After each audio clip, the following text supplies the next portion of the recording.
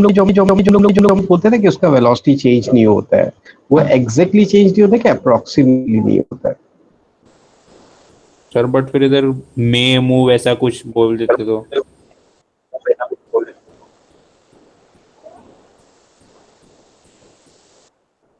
देखो यहाँ पे इसका इनिशियल वेलोसिटी 0 है और इसका इनिशियल वेलोसिटी कुछ u2 है मान लेते हैं, तो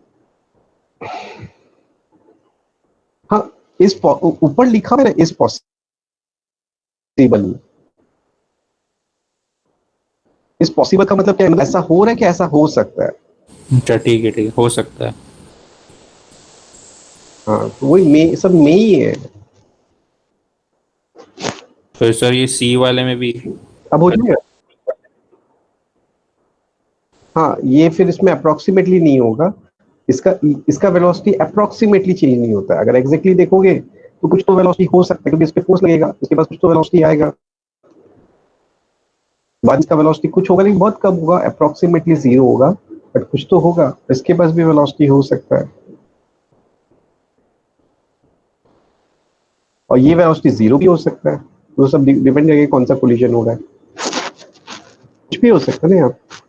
फिर डी वाला गलत क्यों दिया है सर? स्टेशनरी बॉल मतलब बस इसीलिए कि थोड़ा वेलोसिटी होगा इसीलिए बस।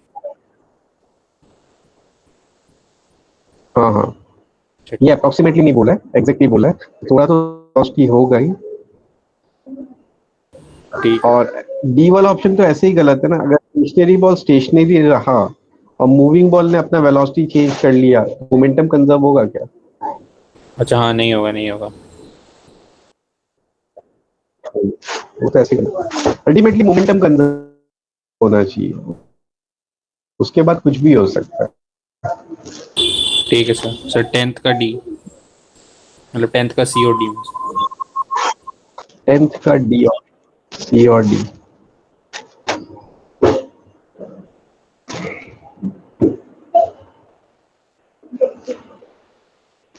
ब्लॉक्स हैं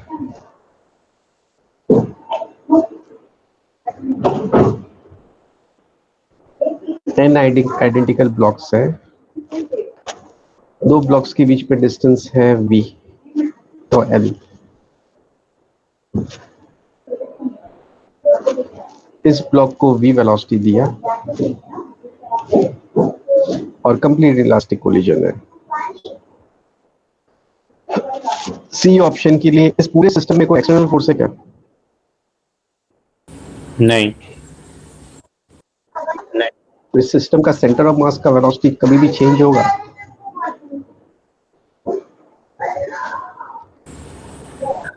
अच्छा ठीक है समझा। इस सिस्टम का सेंटर, वही होगा। बी ऑप्शन कैसे गलत हो गया, सेंटर ऑफ मास का वेलोसिटी हमेशा इतना ही रहेगा। हाँ वो मैं वो कर रहा था sir, velocity of C M is equal to m1v1 का summation by summation of hmm, N. हाँ वही वो इसी से आएगा ये बी बाय एन, हाँ और ये सर। चेंज नहीं होगा, ये हमेशा इतना ही रहेगा क्योंकि कोई एक्सटर्नल फोर्स नहीं। सर उससे तो वी आएगा ना ऐसा। सेंटर ऑफ मास का वेलोसिटी निकालना है तो इसका मास m है, इसका वेलोसिटी v है, बाकी सबका वेलोसिटी 0 है, डिवाइड बाय सिस्टम का टोटल मास है n इंटू m।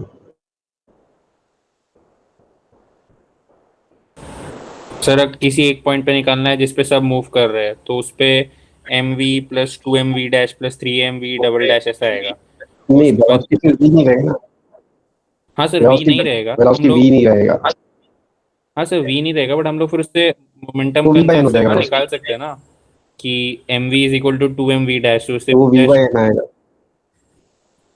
पता नहीं चल ठीक कितने ठीक है मूव करे, समझ। 2 मूव करे, 3 मूव करे कि सब मूव? सर किसी भी पॉइंट पे सेम ही रहेगा ना। सेंटर ऑफ मास का वेलोसिटी, हाँ सेंटर ऑफ मास का वेलोसिटी चेंज ही नहीं हो रहा है, जो स्टार्टिंग में वही हमेशा रहेगा, तुम कैसे भी निकाल लो। ठीक है सर ठीक। सर थोड़ा लैग हो रहा है ऐसा लग रहा है। लैग हो रहा है मतलब मुझे मेरी आवाज सुनाई दे रही है 2 सेकंड बाद। थोड़ा सा भी नहीं, मतलब तुम्हें प्रॉब्लम हो रहा होगा, मुझे मेरी तरफ से इधर कोई प्रॉब्लम नहीं है। अच्छा ठीक है सर। सर इसके आगे हुआ नहीं, इसके आगे नेक्स्ट क्लास में करते हैं पार्ट 4 के साथ। ठीक है, ठीक है।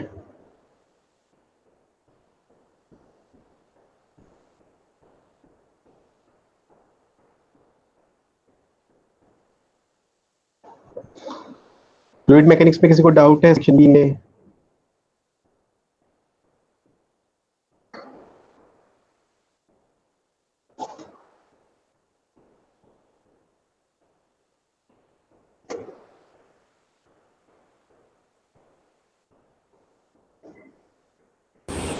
सर आप फटाफट खत्म करा दीजिए सर, मतलब कुछ तो होगा हमारे पास मेंस में स्कोर करने के लिए। खत्म करा दूं? हाँ सर, मतलब 3 लेक्चर हो गए ठीक है। सर। तो अब हम लोगों का अभी तक जितना भी हमने पढ़ा था वो स्टैटिक फ्लूइड था। स्टैटिक फ्लूइड का मतलब जो फ्लो नहीं कर रहा है, वो टॉपिक हमारा खत्म हो गया। अब हम लोग फ्लोइंग फ्लूइड पढ़ेंगे, ठीक है। इसमें क्या होगा कि फ्लूइड फ्लो करेगा, और इसमें हम लोगों का एजम्पशन है कि हमारा जो फ्लो है ना वो स्टेडी फ्लो है। स्टेडी फ्लो मतलब बहुत अच्छे से फ्लो हो रहा है, कहीं कोई डेंसिटी चेंज नहीं हो रहा है, और ये सब वो सब हमें जानने की जरूरत नहीं है, पर बहुत अच्छे से फ्लो हो रहा है, फ्लो कोई रफ नहीं है। तो ये हमारा एजम्पशन है कि स्टेडी फ्लो है। अब इसमें कोई खास ज्यादा कंसेप्ट यूज नहीं होता है। एक कंसेप्ट है सर आवाज बीच में कट रहा है। कट रहा है, मतलब वो बोला ना, सही बोला, लैग हो रहा है। एक सेकंड, एक सेकंड।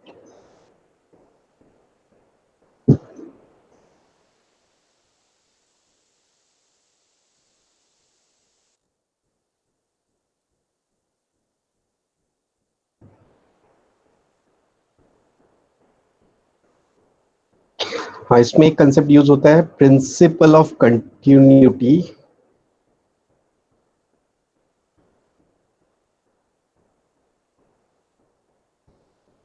जिसको हम लोग कंटिन्यूटी भी इक्वेशन कहते हैं, कंटिन्यूटी इक्वेशन। ये बहुत सिंपल है।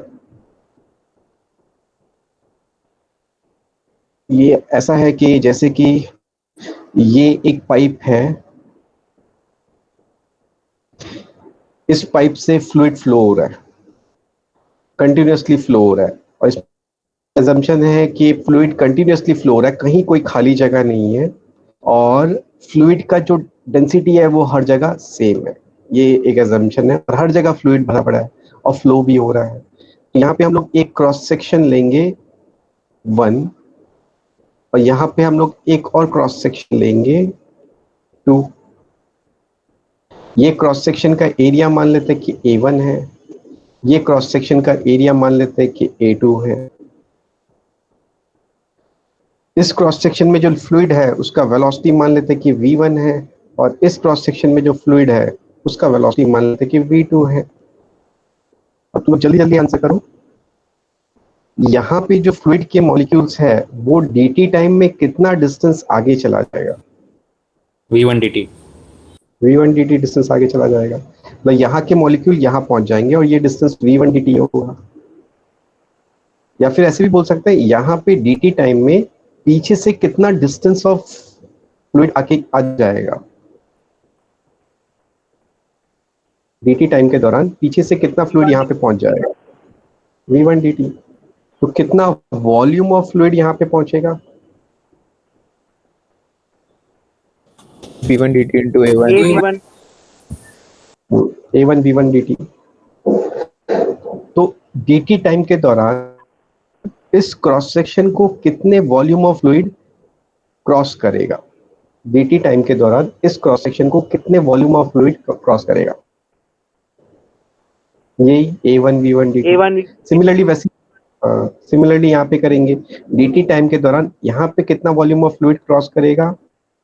A2 V2 dt। यहाँ तक किसी को कोई डाउट है? नहीं सर। No sir. अब यहां से इतना फ्लूइड एंटर कर रहा है और यहां से इतना फ्लूइड लीव कर रहा है, बाहर जा रहा है, बट अंदर तो कोई खाली जगह है ही नहीं। अंदर पूरा फ्लूइड भरा हुआ है और खाली जगह कभी नहीं आ रहा है। तो अंदर कोई खाली जगह नहीं है, यहाँ से इतना एंटर कर रहा है, यहाँ से इतना बाहर जा रहा है, फिर इन दोनों को क्या होना पड़ेगा? इक्वल होना पड़ेगा। हाँ इक्वल अंदर होना कोई पड़ेगा। एक्स्ट्रा लिक्विड नहीं आ सकता है, लिक्विड बाहर नहीं जा सकता है, अंदर उतना ही लिक्विड जाना पड़ेगा, तो जितना अंदर जाएगा उतना ही बाहर निकलना पड़ेगा, तभी अंदर का लिक्विड कांस्टेंट रहेगा। तो इस दोनों को इक्वल होना पड़ेगा, मतलब A1 B1 को किसके इक्वल होना पड़ेगा? A2 B2 को।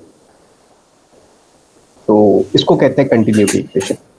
मतलब कोई भी दो क्रॉस सेक्शन का जो A इंटू B वाला टर्म है ना, वो हमेशा इक्वल होता है, कोई भी दो ले लो, AB is equal to constant. इसको हम लोग कहते हैं कंटिन्यूटी इक्वेशन।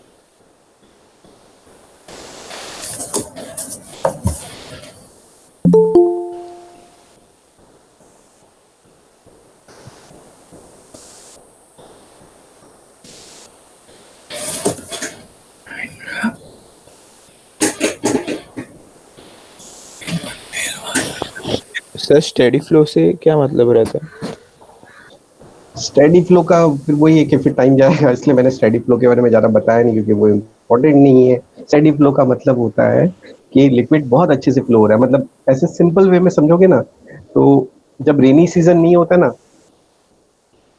तो रिवर में जो पानी का फ्लो होता है वो स्टेडी होता है, और जब रेनी सीजन होता है तो बहुत रफली फ्लो होता है ना, उसको कहते हैं टर्बुलेंट फ्लो। सिंपल वे में समझ लो। सर स्टडी स्टेट के आगे क्या लिखा है स्टडी फ्लो के ब्रैकेट में? एजम्पशन, हमारा फ्लूइड मैकेनिक्स में एजम्पशन है कि जो फ्लो है वो स्टेडी है, टर्बुलेंट फ्लो हमारे सिलेबस में नहीं है। फिर एक और चीज होता है रेनॉल्ड्स नंबर। ये रेनॉल्ड्स नंबर का एक फॉर्मूला होता है, ये मैं यहाँ पे नहीं लिखा रहा हूँ, सिर्फ बता रहा हूँ। तो ऐसा एक फॉर्मूला होता है, ये रेनॉल्ड्स नंबर को देख के हम लोग बता सकते हैं कि फ्लो स्टेडी होगा कि टर्बुलेंट होगा। इसका नोट्स मैं अभी क्लास के बाद तुम लोगों के ग्रुप में डाल दूंगा, नोट्स कॉपी कर लेना, फॉर्मूला है, याद करना कुछ नहीं, ठीक है। रेनॉल्ड्स नंबर ये बताता है कि फ्लो स्टेडी होगा कि टर्बुलेंट होगा, बट हमारे एजम्पशन में मतलब हम जो पढ़ते हैं वो स्टेडी फ्लो पढ़ते हैं, टर्बुलेंट फ्लो नहीं पढ़ते हैं। तो ये रेनॉल्ड्स नंबर वाला कंसेप्ट सिर्फ मेंस के लिए है, एडवांस के लिए नहीं है, ठीक है। देखिए सर, अब ये याद है ये क्या था? AVDT, AVDT हम अभी हमने समझ के बताया था ना, ये चीज क्या था? Volume of liquid, volume of liquid passing कितना through A1 area and DT। Pass repeat कर। हाँ वॉल्यूम, वॉल्यूम कौन सा वॉल्यूम? वो वॉल्यूम जो इस क्रॉस सेक्शन को क्रॉस किया है DT टाइम में, वो वॉल्यूम जो कि इस क्रॉस सेक्शन को क्रॉस किया है DT टाइम में। तो अब DT को यहाँ लाके डिवाइड कर देंगे, तो dV/dt का मतलब क्या हो जाएगा?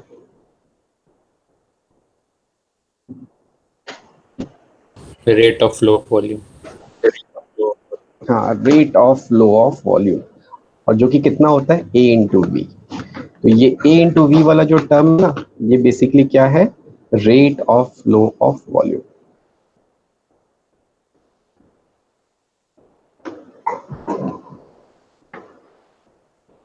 लिख लो ना, नीचे ऐसे लिख लो ना, AV arrow rate of flow of volume.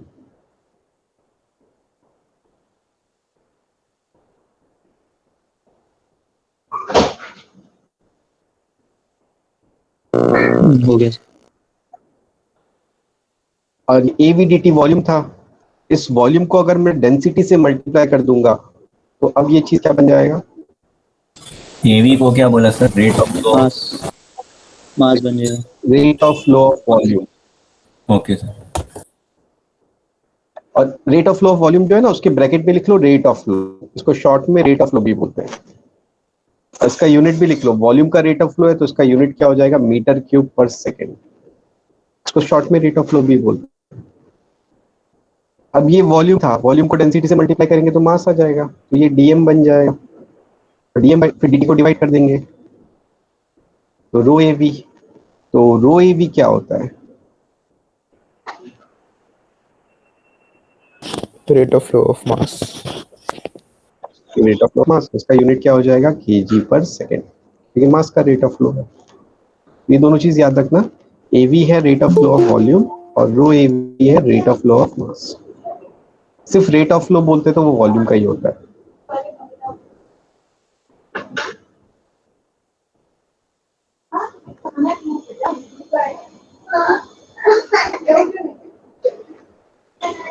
हो गया सर।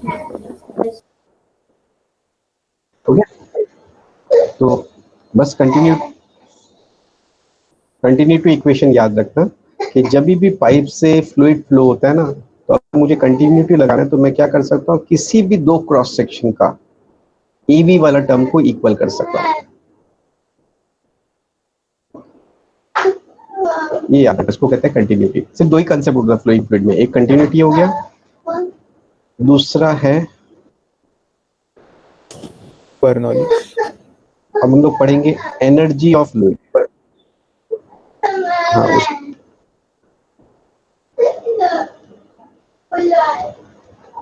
एक सेकंड रुकना ना।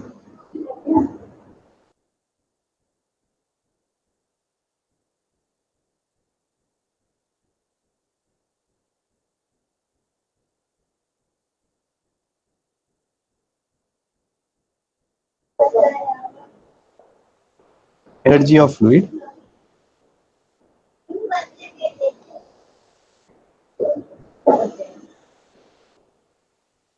फर्स्ट है इसमें हमारा kinetic energy. Half M V square वाला टर्म क्या हो जाएगा, ये लिखना नहीं है but half M V square क्या हो जाएगा, काइनेटिक एनर्जी। अब इसको मास से डिवाइड कर दो तो हाफ वी स्क्वायर आ जाएगा। नहीं, इसको वॉल्यूम से डिवाइड कर दो, इसको वॉल्यूम से डिवाइड करेंगे तो मास बाय वॉल्यूम क्या बन जाएगा, density, half rho V square आ जाएगा। तो हाँ, तो काइनेटिक एनर्जी को वॉल्यूम से डिवाइड कर दिया मैंने, तो ये हाफ रो वी स्क्वायर क्या है,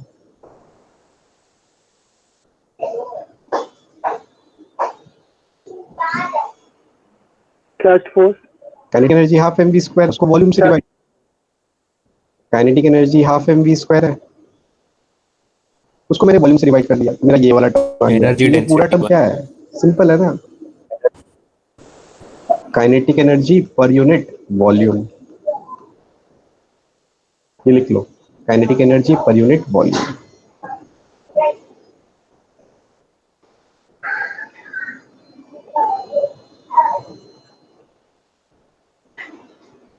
फिर हाफ एम वी स्क्वायर को अगर मैं मास से डिवाइड करूंगा तो आएगा हाफ वी स्क्वायर। ये चीज क्या हो जाएगा, kinetic energy per unit mass. ये भी लिख लो।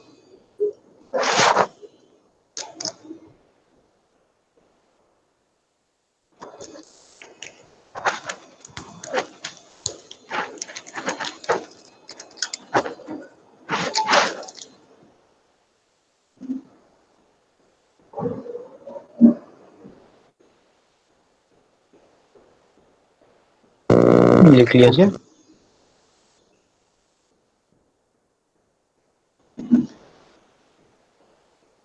नेक्स्ट है पोटेंशियल एनर्जी। पोटेंशियल एनर्जी का फॉर्मूला होता है ग्रेविटेशनल पोटेंशियल एनर्जी, फॉर्मूला होता है mgh। इसको भी वॉल्यूम से डिवाइड करेंगे तो रो जी एच आ जाएगा। ये हो जाएगा पोटेंशियल एनर्जी यूनिट वॉल्यूम, और इसको मास से डिवाइड करेंगे तो जी एच आ जाएगा।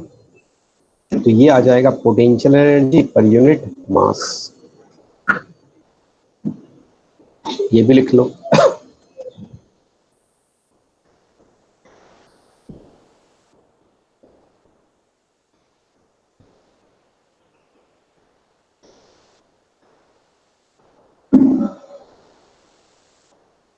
लिख लिया सर।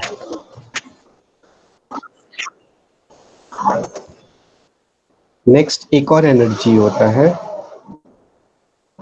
जब ना फ्लूइड फ्लो होता है तो कोई भी अगर मैं क्रॉस सेक्शन देखूंगा तो वहां पे प्रेशर की वजह से फोर्स लगेगा। फोर्स होगा प्रेशर इनटू एरिया, प्रेशर की वजह से फोर्स प्रेशर इनटू एरिया होता है। और फिर यहाँ का फ्लूइड आगे भी जाएगा, dt टाइम में ये आगे जाएगा v dt। तो प्रेशर वाला फोर्स कितना वर्क डन करेगा, pressure into area into v dt। तो अब ये प्रेशर वाला फोर्स जो वर्क डन करेगा ना, वो इसके पास स्टोर्ड हो जाएगा in form of pressure energy. तो ये वाला चीज है ना, इसको हम कहेंगे प्रेशर एनर्जी। और ये अभी हमने देखा था एवीडीटी, ये बेसिकली वॉल्यूम है, इसको प्रेशर इनटू वॉल्यूम लिख सकता हूँ, यहाँ पे डीवी वॉल्यूम है, तो ये प्रेशर एनर्जी है। अब इसको वॉल्यूम से डिवाइड कर देते हैं, वॉल्यूम कैंसिल हो जाएगा, तो ये जो हमारा आएगा ना, ये आएगा pressure energy per unit volume.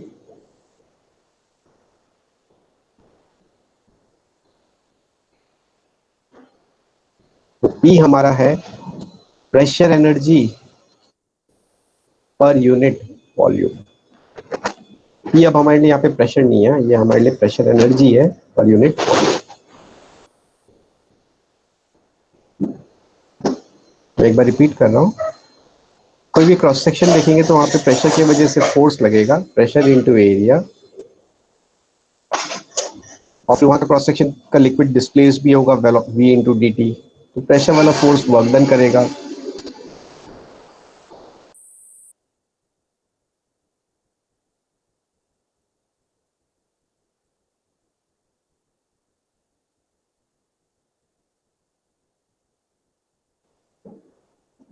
तो प्रेशर वाला फोर्स वर्क डन करेगा, फोर्स इनटू डिस्प्लेसमेंट। ये जो वर्क डन होगा ना, ये पोटेंशियल एनर्जी के फॉर्म में स्टोर हो जाएगा, जिसको हम कहेंगे प्रेशर एनर्जी। तो ये हमारा प्रेशर एनर्जी है, जिसमें ये वाला टर्म तो वॉल्यूम है, तो ये हमारा प्रेशर एनर्जी है, इसको वॉल्यूम डिवाइड कर दिया, तो P आ गया, जो कि होगा pressure energy per unit volume. अब इसको अगर मैं मास से डिवाइड करूंगा, bm, तो ये मास बाय वॉल्यूम जो है ना, वो डेंसिटी बन जाएगा। तो P बाय रो जो हो जाएगा, वो हो जाएगा pressure energy per unit mass.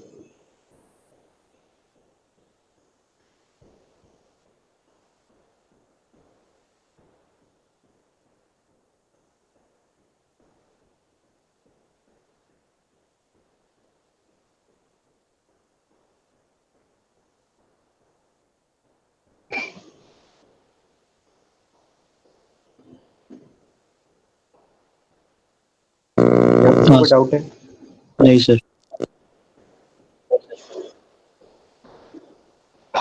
अब फ्लूइड मैकेनिक्स पे जो दूसरा फ्लोइंग फ्लूइड का जो दूसरा कंसेप्ट है, वो है बर्नौलीज थ्योरम।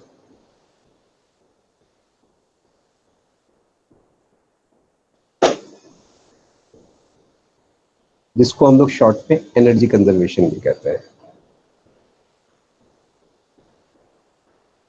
ये बेसिकली एनर्जी कंजर्वेशन है। यहाँ पे बेसिकली ये होता है कि जब फ्लूइड फ्लो होता है ना, तो हम लोग आइडियल फ्लूइड मानते हैं, आइडियल फ्लूइड में कोई फ्रिक्शन विक्शन नहीं होता है, कुछ नहीं होता है। अब फ्रिक्शन नहीं लग रहा है तो सिस्टम का एनर्जी कंजर्व होगा। अब सिस्टम का एनर्जी कंजर्व होगा तो सिस्टम के पास तीन एनर्जी, यहाँ पे तीन एनर्जी है, एक प्रेशर एनर्जी है, एक पोटेंशियल एनर्जी है, और एक काइनेटिक एनर्जी है। तो ये जो टोटल एनर्जी है इसका, ये कांस्टेंट रहेगा, इसको कहते हैं बर्नौलीज थ्योरम। ये सब पर यूनिट वॉल्यूम है, pressure energy per unit volume, potential energy per unit volume, kinetic energy per unit volume. ये basically energy conservation.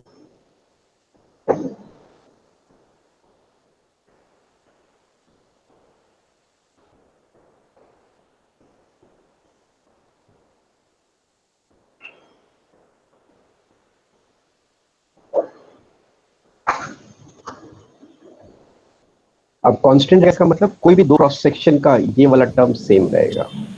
Sir sir वो ऊपर वाला पार्ट एक बार फिर से बता दिए ना, मेरा थोड़ा वाईफाई का प्रॉब्लम हो गया था।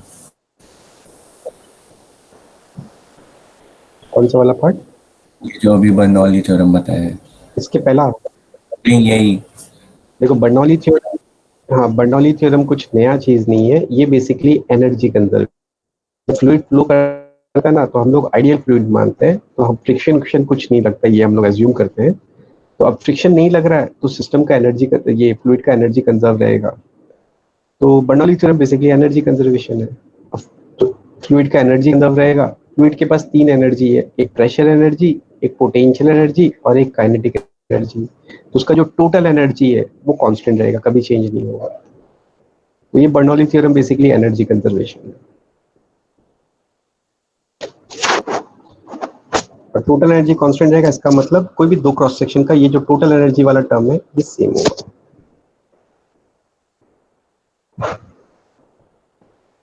सर आपने पहले यही बोला था ना कि वर्क डन बाय जो प्रेशर फोर्स है वो स्टोर हो जाता है ना लिक्विड में प्रेशर एनर्जी के फॉर्म में। हाँ हाँ हाँ ठीक है।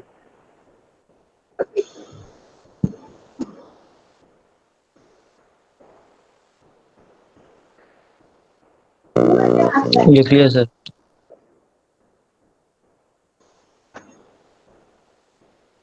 ओके बस। तो बस फ्लोइंग फ्लूइड का बेसिक कंसेप्ट यही दो है। फ्लोइंग फ्लूइड के सारी क्वेश्चन ये दो कंसेप्ट से सॉल्व होता है कि जब भी लिक्विड फ्लो होता है तो किसी भी दो क्रॉस सेक्शन का हम लोग क्या सेम कर सकते हैं। एक तो ए बी को सेम कर सकते हैं और दूसरा क्या सेम कर सकता है, P plus rho G H plus half rho V square, ये टर्म को सेम कर सकते हैं। इससे सारे क्वेश्चन सॉल्व हो जाते हैं। अब हम लोग इसको अप्लाई करके कुछ क्वेश्चन सॉल्व करते हैं। जैसे कि ये एक कंटेनर है, इसमें लिक्विड भरा हुआ है।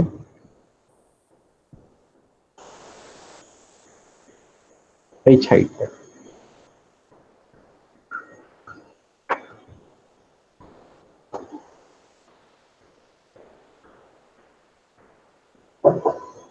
इसमें एक छोटा सा होल है सरफेस से एच डेप्थ में। अब यहाँ पे होल है तो यहाँ से पानी बाहर गिरेगा। तो ये जो पानी बाहर निकल रहा है इसका वेलोसिटी बताना है हमें। कुछ डेटा और गिवन है कि लिक्विड का डेंसिटी रो है, यहाँ पे जो एरिया है वो कैपिटल ए है और इस छोटे से होल का जो एरिया है वो है स्मॉल ए। ये जो लिक्विड बाहर आ रहा है इसका वेलोसिटी बताना है। मैं ही कर देता हूँ।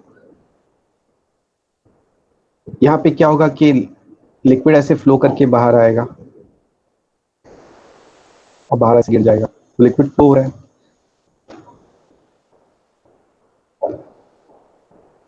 लिक्विड जब भी फ्लो होता है तो हम दो कंसेप्ट लगाते हैं। कोई भी दो क्रॉस सेक्शन का ए बी सेम करते हैं और P plus rho V square plus वो rho G H plus half rho V square वाला टर्म सेम करते हैं। तो यहाँ पे हम लोग सबसे पहले बताओ कौन सा दो क्रॉस सेक्शन का ये चीज सेम करेंगे। जहाँ पर ओपन है दोनों। कौन? हाँ, एक तो ये क्रॉस सेक्शन और एक ये क्रॉस सेक्शन। इस दोनों क्रॉस सेक्शन का हम ए बी सेम करेंगे और वो पी प्लस बर्नौली वाला कंसेप्ट लगाएंगे। तो पहले तो हम लोग कंटिन्यूटी लगाते हैं। अब यहाँ से लिक्विड बाहर जा रहा है तो यहाँ से भी लिक्विड नीचे आएगा। तो यहाँ पे जो लिक्विड नीचे आ रहा है उसका वेलोसिटी एक बार वी डैश मान लेते हैं। एक चीज और गिवन है कि कैपिटल ए स्मॉल से बहुत बड़ा है। तो कंटिन्यूटी में क्या है कि यहाँ का ए बी और यहाँ का ए बी को हम इक्वल कर देंगे। यहाँ का ए बी होगा ए इंटू बी, वहाँ का ए बी होगा ए इंटू वी डैश। यहाँ से हमारा वी डैश आ जाएगा। नेक्स्ट हम लोग बर्नौली लगाएंगे। बर्नौली में क्या करेंगे कि यहाँ का टोटल एनर्जी और यहाँ का टोटल एनर्जी सेम कर देंगे। यहाँ पे प्रेशर कितना है?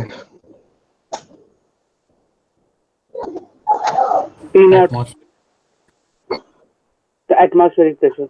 Atmospheric pressure P not. और एक चीज ध्यान रखना, जब भी लिक्विड फ्लो करता है ना तो वो वाला कंसेप्ट मत लगा देना कि यहाँ का प्रेशर P नॉट है तो यहाँ का pressure P not plus rho G H है। ये गलत हो जाता है। ये स्टैटिक फ्लूइड के लिए होता है। फ्लोइंग फ्लूइड में ये कंसेप्ट नहीं लगता है। स्पेशली याद रखना, लिक्विड फ्लो हो रहा है तो रो जी एच से प्रेशर बढ़ता है ना, वो गलत हो जाता है।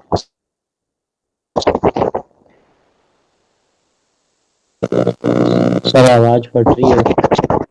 सर आपका आवाज वापस लैग हो रहा है।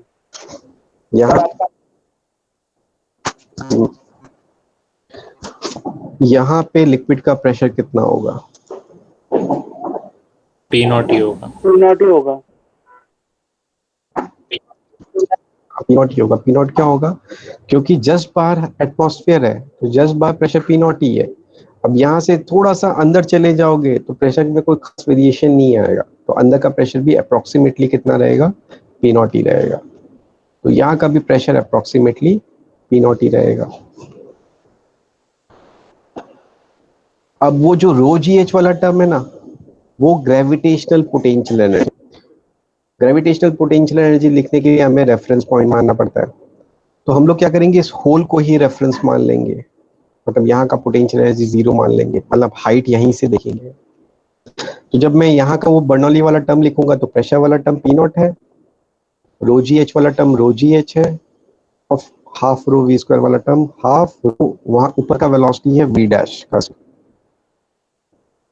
इज इक्वल टू, नीचे लिखूंगा तो नीचे का प्रेशर पी नॉट है, इसी को रेफरेंस मान रखा है। तो यहाँ का हाइट यहीं से मेजर कर रहे हैं हम। तो यहाँ का हाइट 0 है, तो रो जी एच वाला टर्म यहाँ पे 0 है, और यहाँ पे हाफ रो वी स्क्वायर वाला टर्म है half rho V square. V dash को यहाँ डालेंगे और यहाँ से हम वी निकालेंगे। इतना कॉपी कर लो।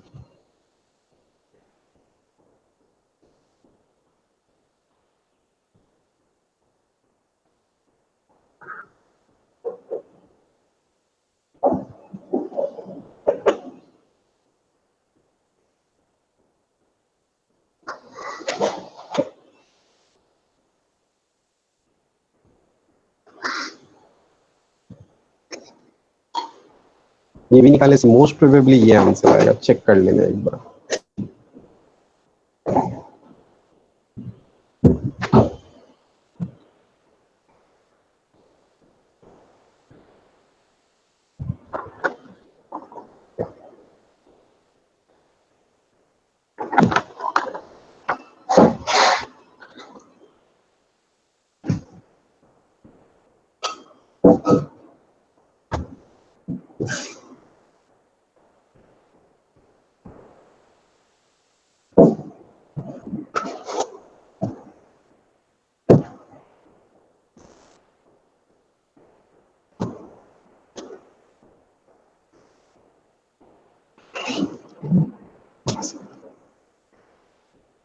हाँ सर लिखिए।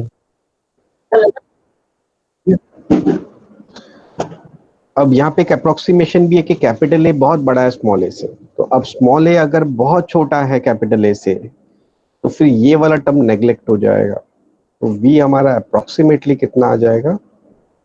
Under root of 2gh। हम यही फॉर्मूला यूज करेंगे, जहाँ पे h क्या है?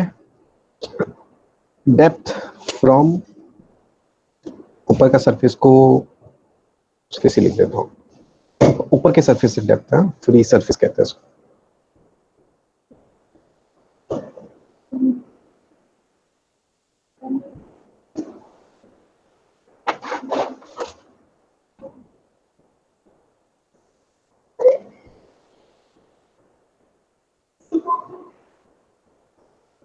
हो गया? तो ये हमें याद रखना है कि कंटेनर में जब छोटा सा होल होगा ना, तो उससे जो पानी बाहर निकलता है ना, उसका वेलोसिटी होता है अंडर रूट ऑफ 2gh। यहाँ पे h क्या है? ऊपर के सरफेस डेप्थ है, फ्री सरफेस से डेप्थ। ये हम याद रखें।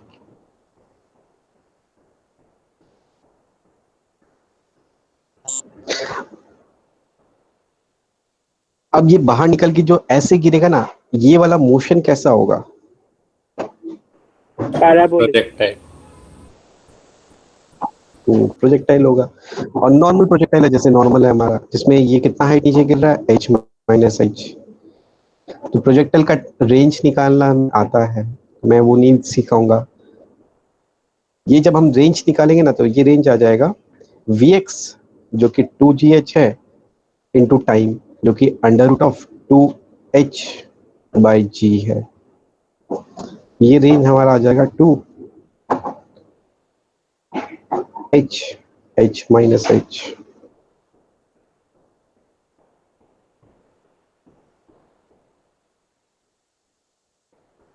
पार्टिकल मोशन रेंज निकालने का कंसेप्ट। अब ये जो रेंज है ना वो वेरिएबल है, अलग अलग होल अलग अलग डेप्थ में रहेगा ना तो रेंज अलग अलग होगा। होल यहाँ होगा तो रेंज कुछ और होगा, होल यहाँ होगा तो रेंज कुछ और होगा, होल यहाँ होगा तो रेंज कुछ और होगा, होल यहाँ होगा तो रेंज कुछ और होगा। तो ये होल को कहाँ रखे ताकि रेंज मैक्सिमम हो? h/2।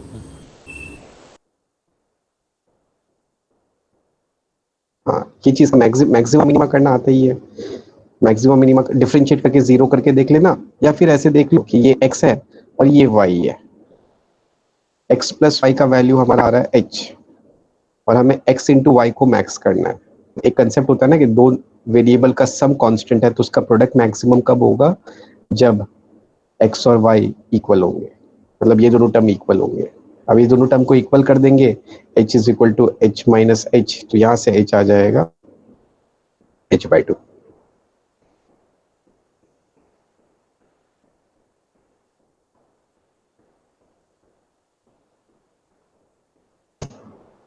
तो रेंज मैक्सिमम कब होगा? जब स्मॉल h h/2 पे है।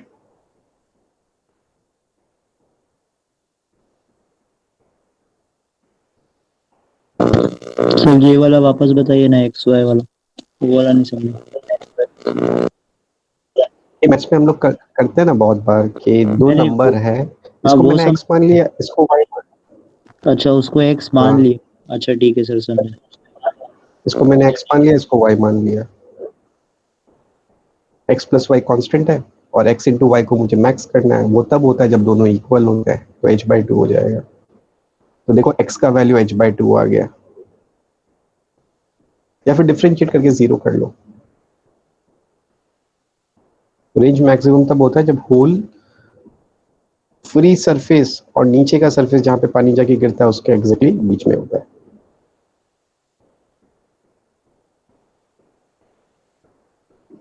लिख लिया सर। ये कॉपी हो गया?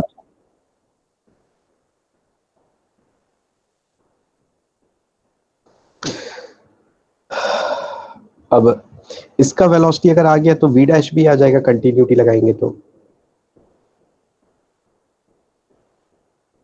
a v dash is equal to a v। यहाँ से हमारा v डैश आ जाएगा small a by capital A into under root of 2gh। अब ये तो इसका एक्सलेशन आ गया जो कि वैरी कर रहा है, क्योंकि जब जैसे से पानी खाली होगा h वेरी होगा, h वेरी होगा तो ये वेलोसिटी वेरी होगा। और वेलोसिटी वेरी हो रहा है तो फिर इसका एक्सलरेशन निकालना है। इसका एक्सलेशन कैसे आएगा? dv डैश बाय dt से आएगा। करके बताओ तो कितना आता है?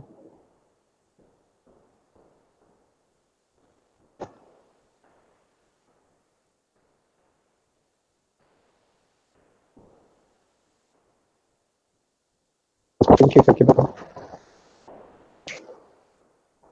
नमक है अच्छे से, चीनी वाला चीनी है, लेके जाओ।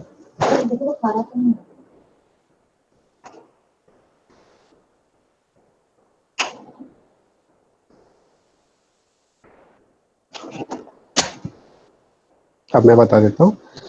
इसको जब डिफरेंशिएट करेंगे तो small a capital A √2g सब कांस्टेंट है, बाहर आ जाएगा। सिर्फ ये √h वेरिएबल है तो यही बचेगा। अब √h का डिफरेंशिएशन हो जाएगा 1/2 √h। अब हम लोग टाइम के रेस्पेक्ट में डिफरेंशिएट कर रहे हैं और यहाँ पे वेरिएबल h है, तो यहाँ पे एक्स्ट्रा टर्म क्या आएगा? dh/dt, क्योंकि हम टाइम के रेस्पेक्ट में डिफरेंशिएट कर रहे हैं, चेन रूल लगेगा।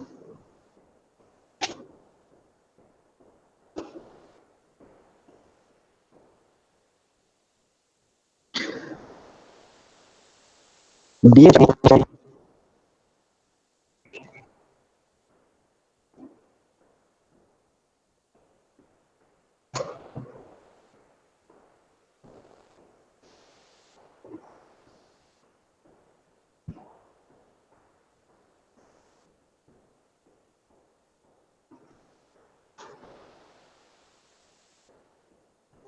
dh/dt क्या होगा? v डैश dh/dt होगा वो था कि जैसे सच है dh/dt dx/dt, तो dh/dt वी डैश था, बट वी डैश नहीं होगा एक्चुअल में, क्योंकि टाइम के साथ एच कम हो रहा है। अब एच कम हो रहा है तो D H by D T जो होगा ना वो माइनस वी डैश होगा, D H by D T negative आएगा, वी डैश कैंसिल कर देंगे।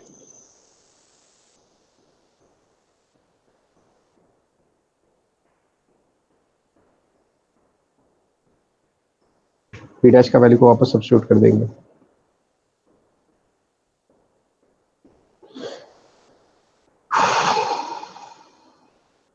रूट एच कैंसिल हो जाएगा, 2 कैंसिल हो जाएगा, तो ये हमारा आ जाएगा माइनस ए बाय ए का होल स्क्वायर इंटू जी, जो कि एक्सप्रेशन आ गया, कांस्टेंट आ गया और रिटार्ड भी कर रहा है।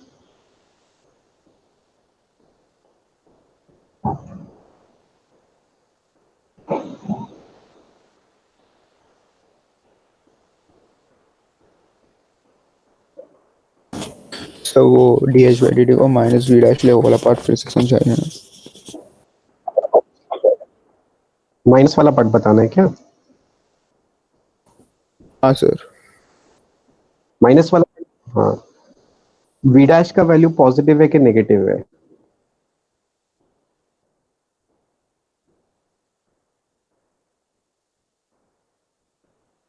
वी डैश का वैल्यू पॉजिटिव पॉजिटिव है सर। और एच कम हो रहा है तो डी एच बाई डी को प्लस होना चाहिए कि माइनस होना चाहिए? हाँ सर माइनस होना चाहिए। Minus V dash.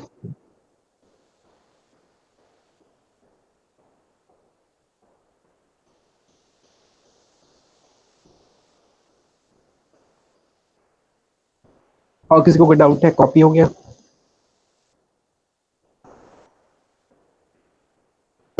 हाँ सर कॉपी हो गया।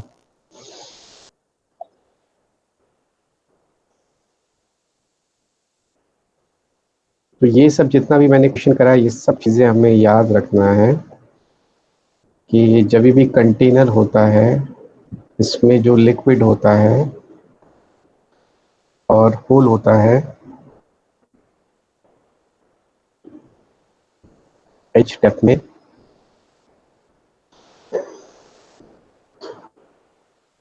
तो इस होल से जो पानी बाहर निकलता है इसका वेलोसिटी होता है अंडर रूट ऑफ 2gh। और ये जो ऊपर वाला सरफेस है ना, इसका रिटार्ड, ये रिटार्ड होता है, रिटार्ड होता है तो इसके पास वेलोसिटी तो नीचे की तरफ है, रिटार्ड हो रहा है तो इसके पास एक्सलेशन ऊपर की तरफ होगा, और इसका जो एक्सलेशन ऊपर की तरफ होता है वो होता है ए बाई ए का होल स्क्वायर इंटू जी, जो कि कांस्टेंट आ जाता है। ये ऊपर वाला सरफेस कांस्टेंट एक्सलेशन से नीचे जाता है, और कांस्टेंट एक्सलेशन से नीचे जाता है तो इसमें S equal to U T plus half A T square, ये सब लगा सकते हैं कांस्टेंट एक्सलेशन का कंसेप्ट। और ये पानी जो यहाँ पे आके गिरता है, इसका ये रेंज वाला पार्ट कितना होता है? 2 under root of H, H minus H. और ये रेंज मैक्सिमम कब होता है? h equals to h by 2। नहीं, वैसे नहीं याद रखना है।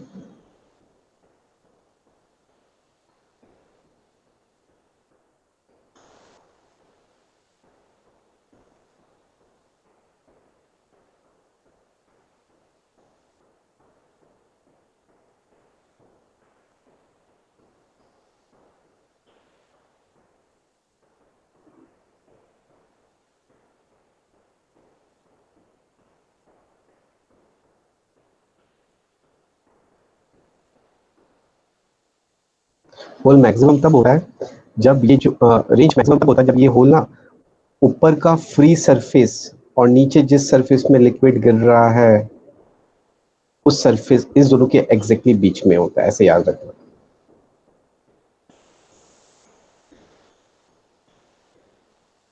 होल मैक्स जब होल ऊपर का फ्री सरफेस और नीचे जिस सरफेस में लिक्विड गिर रहा है इस दोनों के एग्जैक्टली बीच में।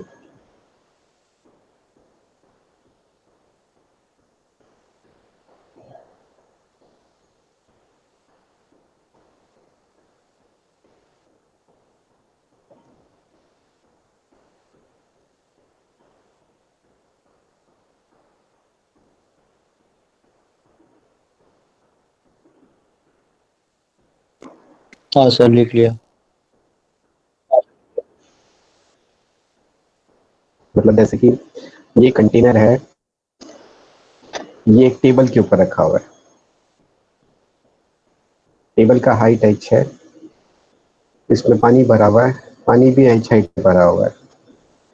तो यहाँ पे होल कहाँ हो ताकि इसका रेंज मैक्सिमम हो?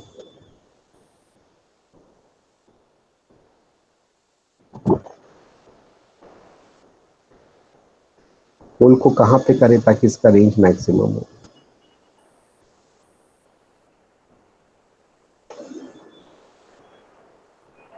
एच हाइट पे होगा,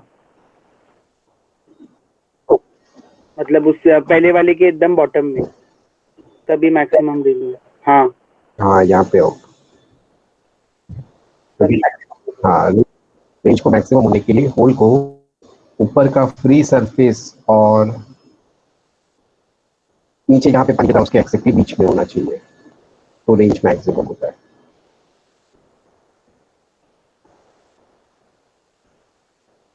अब ये हाइट को अगर मैं 2h कर दूंगा तो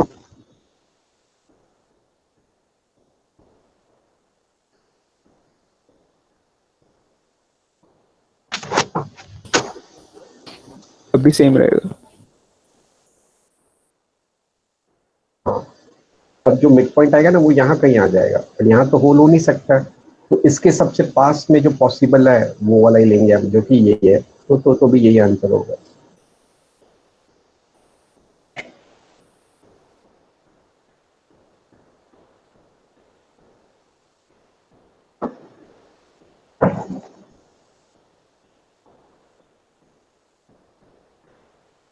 किसी को कोई डाउट है?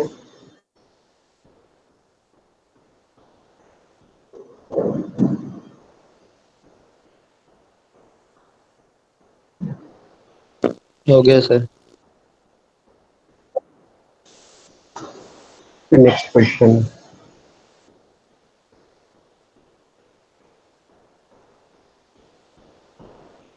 अब हम लोग निकालेंगे कि इस पूरे कंटेनर को खाली होने में कितना टाइम लगेगा। होल एकदम बॉटम में है, इस पूरे कंटेनर को खाली होने में कितना टाइम लगेगा। अब इससे जो पानी बाहर निकल रहा है उसका वेलोसिटी कांस्टेंट है क्या?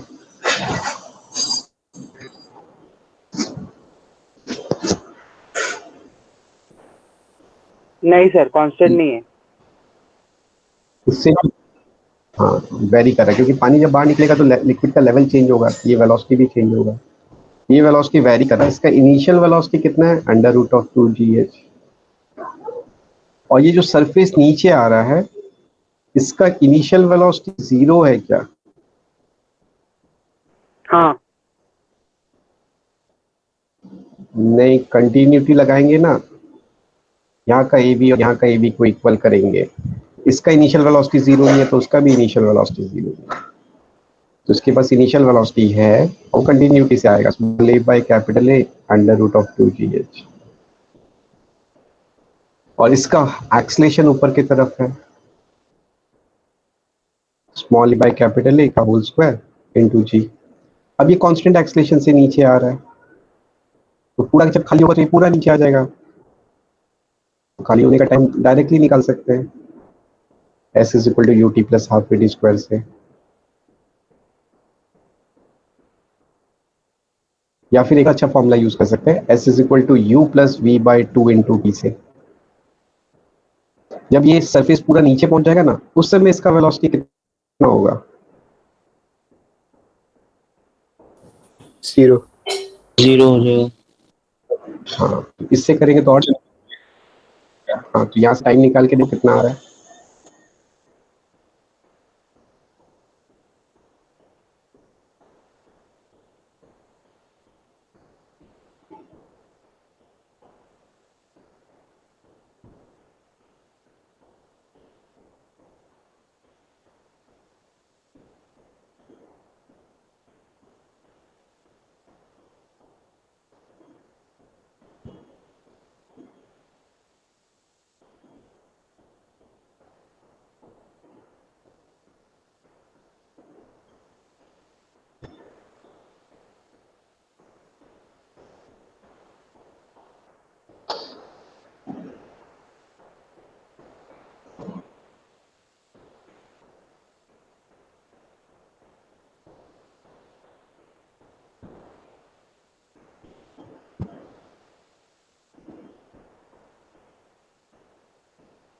किसी को कोई डाउट है?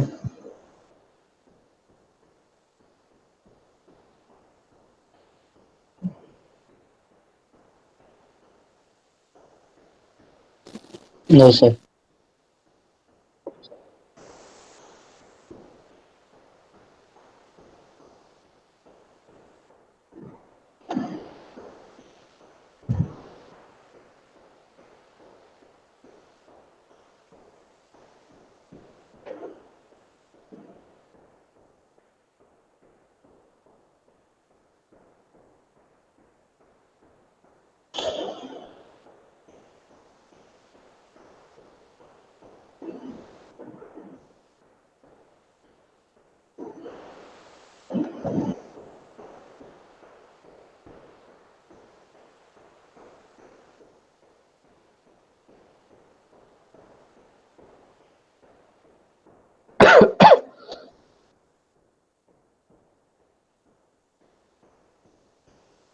सर 1 मिनट पीछे कीजिए।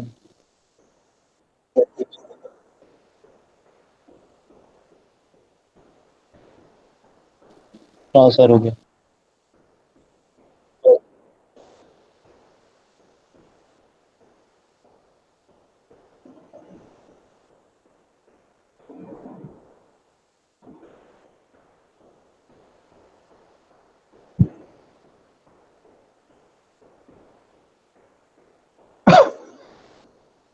उन लोगों को मैंने वेरिएबल मास सिस्टम पढ़ाया था। वेरिएबल मास सिस्टम में क्या होता है कि जैसे अगर मैं इस कंटेनर को सिस्टम मानूं ना, तो इससे पानी बाहर निकल रहा है तो इसका मास वेरी करेगा। तो जो मास बाहर निकल रहा है ना, वो इस कंटेनर पे फोर्स लगाएगा, थ्रस्ट फोर्स। जब पानी बाहर निकलेगा तो वो कंटेनर पे थ्रस्ट फोर्स लगाएगा। ये थ्रस्ट फोर्स का वैल्यू आएगा उस फॉर्मूले से, we relative dm/dt। We relative, ये जो वेलोसिटी यहाँ से जो पानी बाहर निकला उसका वेलोसिटी v मान लेते हैं। वी रिलेटिव तो v है। मास को लिख देंगे डेंसिटी इंटू वॉल्यूम, वॉल्यूम को लिख देंगे एरिया इंटू लेंथ, लेंथ को लिख देंगे वेलोसिटी इंटू टाइम। तो ये हमारा यहाँ से थ्रस्ट फोर्स आ जाएगा। ये चीज भी याद रखना, जब ऐसे पानी बाहर निकलता है ना, वो कंटेनर पे अपोजिट डायरेक्शन में फोर्स लगाता है, रो ए वी स्क्वायर।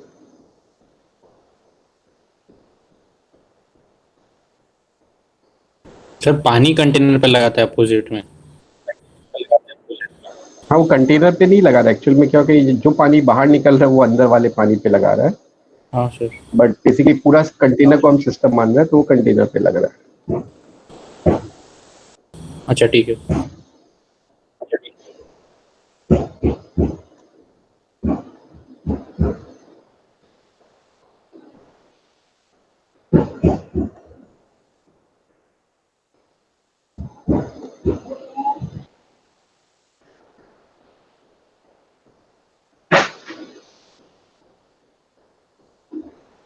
ये कंटेनर है जिसमें पानी भरा हुआ है, ये याद रखना फॉर्मूला। मैं फॉर्मूला लिख देता हूँ।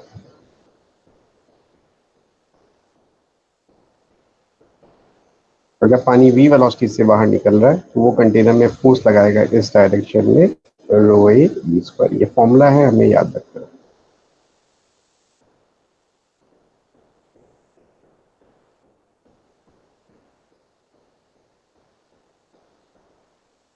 ये बेसिकली वेरिएबल मास सिस्टम वाला थ्रस्ट फोर्स है। सर ये जो हम लोगों ने सेंटर ऑफ मास से आपने बोला था ना वी रिलेटिव वाला होता है, तो वो वी रिलेटिव वो कंटेनर के उससे हम लोगों ने लिया ना, मतलब वॉल वाला जो होता है कंटेनर का। हाँ, यहाँ पे हम लोग, हाँ यहाँ पे एक अज्यूम कर रहे हैं हम कि कंटेनर मूव नहीं कर रहा है, हाँ सर ठीक है। तो पानी का कंटेनर के रिलेटेड। अगर कंटेनर भी मूव करेगा तो ये वैलिड नहीं होगा। सर वैलिड नहीं होगा मतलब वी रिलेटिव ले लेंगे ना? हाँ, वो वी रिलेटिव लेके कुछ और आएगा, ये हाँ एग्जैक्टली ये नहीं आएगा। हाँ सर। कंसेप्ट तो वैलिड है, फॉर्मूला ये वैलिड नहीं है। हाँ सर। तो मुझे याद है लास्ट क्लास में हमने ऐसा क्वेश्चन किया था क्या, या फिर किसी ने मुझे व्हाट्सएप में डाउट भेजा था? हाँ सर हमने लास्ट क्लास में ही किया था वो। वही।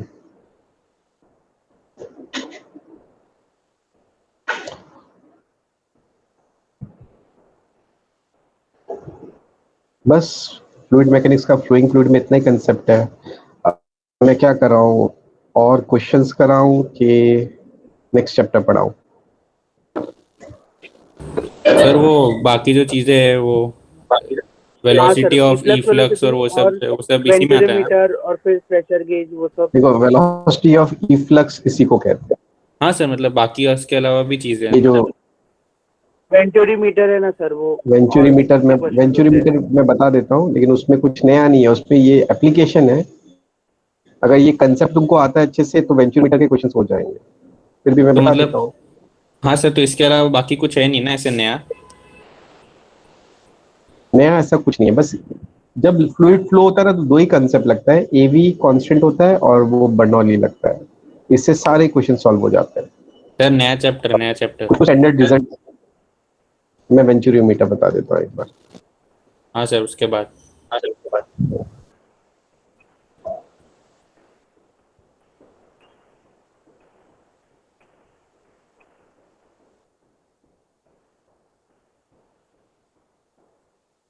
वेंचुरीमीटर एक ऐसा डिवाइस है जो कि रेट ऑफ फ्लो बताता है।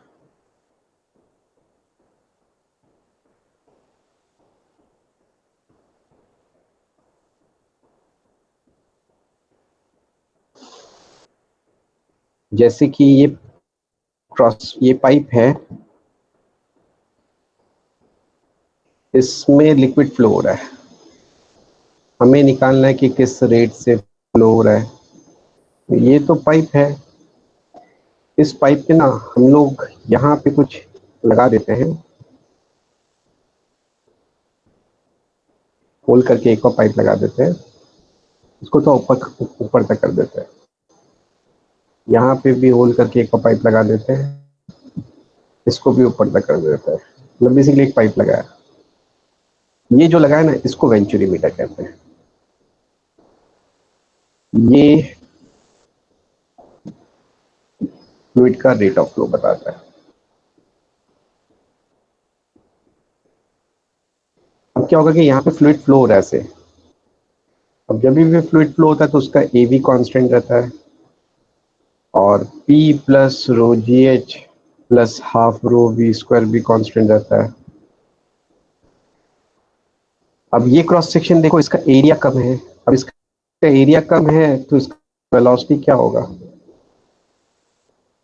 इस कंसेप्ट ज्यादा। से समझ में आएगा। ज्यादा होगा। ज्यादा होगा। यहाँ का वेलोसिटी ज्यादा होगा, और ये हॉरिजॉन्टल ट्यूब है, तो यहाँ का रो जी एच वाला टर्म और यहाँ का रो जी एच वाला टर्म डिफरेंट होगा कि सेम होगा? सेम होगा। सेम होगा। इस क्रॉसिंग सेम होगा। ये रो जी एच वाला टर्म तो दोनों का सेम है। छोटे वाले क्रॉस सेक्शन का वेलोसिटी कम है, नहीं एरिया कम है, छोटे वाले क्रॉस सेक्शन का एरिया कम है तो वेलोसिटी ज्यादा होगा। अब वेलोसिटी ज्यादा है तो प्रेशर क्या होगा? कम होगा। कम होगा। तो एक चीज तुम लोग थोड़ा सा ध्यान रखना, ऐसा हम लोगों को लगता है कि जब फ्लूइड का वेलोसिटी ज्यादा होता है ना तो प्रेशर क्या होगा, फील करके बताओ, ज्यादा होगा कि कम होगा? ज्यादा होना चाहिए। ज्यादा होना चाहिए। हाँ ऐसा, हाँ ऐसा लगता है, बट ज्यादा नहीं होता है, प्रेशर कम होता है, ध्यान रखना। वो तो हम इसलिए ऐसा फ्लूइड का इसमें वेलोसिटी से ज्यादा होता है। सर इसमें से इसलिए डिराइव कर पा रहे हैं ना, मतलब क्योंकि फ्रिक्शन हम लोग नहीं लेते, फिर वो सब आइडियल फ्लूइड लेते हैं इसीलिए ना। हाँ हाँ, हाँ वरना हाँ। एक्चुअली तो होता ही है ना सर प्रेशर ज्यादा। नहीं नहीं, कमी, नॉन एरिया में प्रेशर कम होगा, वेलोसिटी ज्यादा है। सर क्या सर? नॉन आइडियल है तो भी प्रेशर कम ही होगा अगर अच्छा, वेलोसिटी ठीक। ज्यादा है तो। ठीक है सर। हमें वो तुम लोग को फील इसलिए आता है क्योंकि अगर बहुत ज्यादा वेलोसिटी है ना, ये अगर हमारे हाथ में आके हिट करेगा, हमें प्रेशर, हमारे हाथ पे जो प्रेशर लगाएगा ये वो कम होगा कि ज्यादा होगा? वो ज्यादा ज्यादा होगा हो ना। क्योंकि रो ए वी स्क्वायर ज्यादा हो। हाँ, वो ज्यादा होगा, वो अलग प्रेशर है, पर इस फ्लूइड के अंदर जो प्रेशर है ना, यहाँ पे प्रेशर वो कम होगा, वेलोसिटी ज्यादा, उनसे प्रेशर कम होगा।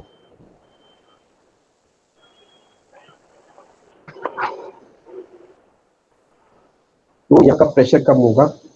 अब यहाँ का प्रेशर कम होगा तो यहाँ पे ये लिक्विड थोड़ा सा ऊपर भी जाएगा प्रेशर की वजह से, मतलब हाइट ऊपर जाएगा। यहाँ पे लिक्विड ज़्यादा हाइट तक ऊपर जाएगा और इस दोनों का हाइट का डिफरेंस हम लोग मेजर कर लेंगे। बेंचोमीटर में बेसिकली ऐसे करिए, लिक्विड कितना ऊपर गया, यहाँ पे लिक्विड कितना ऊपर गया, उस दोनों का हाइट का डिफरेंस। इस हाइट को देखिए हम लोग रेट ऑफ बता सकते हैं। तो रोजीएच वाला टर्म दोनों में सेम रेट कैसे? ऑफ तो ये वाला टर्म दोनों में सेम इसलिए है क्योंकि ग्राउंड से दोनों का जो हाइट वैसे तो ये ग्राउंड में रखा हुआ है, तो मान लो ग्राउंड यहाँ पे है, तो इस हाइट के कंपैरिजन में ये वाला जो थिकनेस है इसको हम लोग हमेशा क्या कर देते हैं,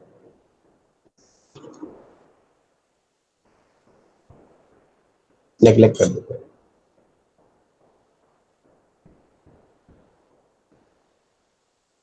ये पाइप का थिकनेस हम लोग नेग्लेक्ट कर देते हैं। अब थिकनेस को नेग्लेक्ट कर दिया तो ये सब अलग अलग पॉइंट है कि सेम पॉइंट है?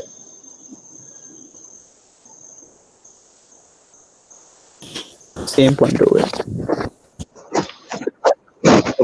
तो फिर इसका जो लेवल है और इसका जो लेवल है वो सेम है। याद रखना, हाइट हाइट के कंपैरिजन में इसका थिकनेस हम लोग फ्लूइड मैकेनिक्स में नेग्लेक्ट किए। तो सेम लेवल में है तो जीएच वाला टर्म सेम है।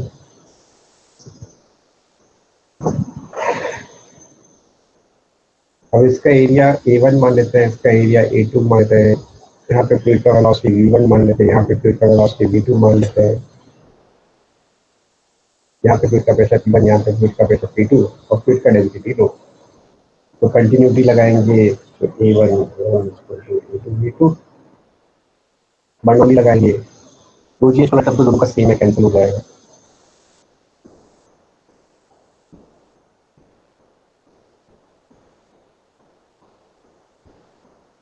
अब एक चीज और आएगा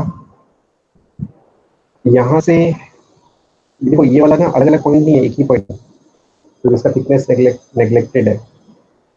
तो P1 कितना होगा, ये हाइट को h0 मान लो सेंटर तक हाइट h0 है। ये फिगर देख के समझ में आ रहा है कि P1 माइनस P2 जो आएगा वो हो जाएगा रो जी इंटू एच, क्योंकि ये एक्स्ट्रा h हाइट ऊपर है ना, तो इसका प्रेशर इससे एक्स्ट्रा कितना ज्यादा होगा, रो जी।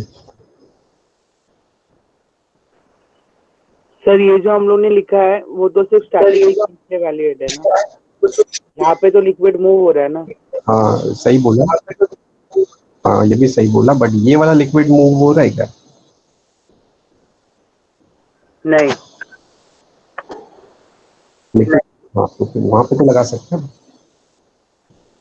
हाँ ठीक है।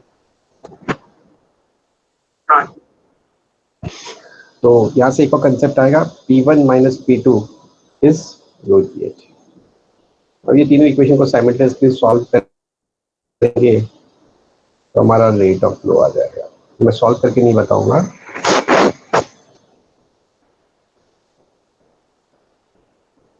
सॉल्व करेंगे तो V1 आ जाएगा हमारा,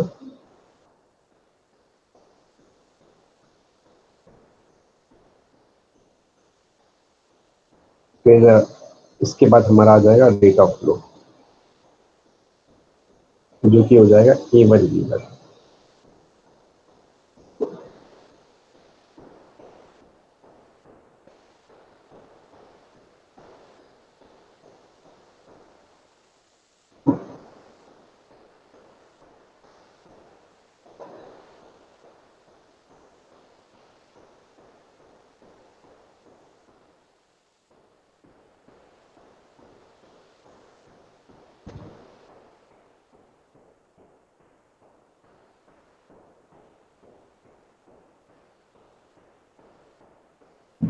तो उससे हमने H मेजर किया वेंचुरीमीटर से, उस H को यहाँ डालेंगे तो हमारा रेट ऑफ फ्लो आ जाएगा।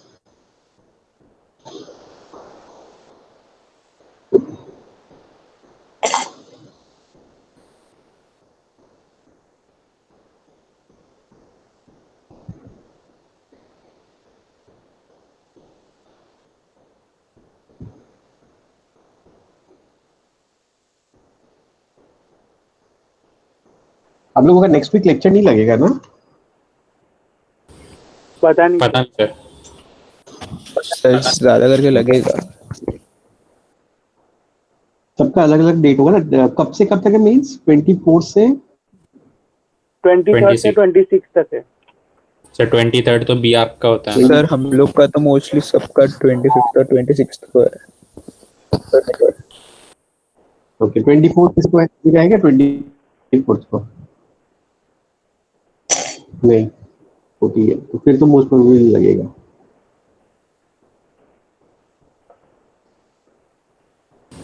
सर वो सिर्फ 3 दिन छुट्टी दे देंगे ना, बाकी और क्या, हाँ वही, अगर देना भी होगा तो। हाँ वैसा ही करेंगे। तुम लोग बोल भी देना ना, हाँ कर हम लो लोग तो एक बार। एडीएस सर को बोल।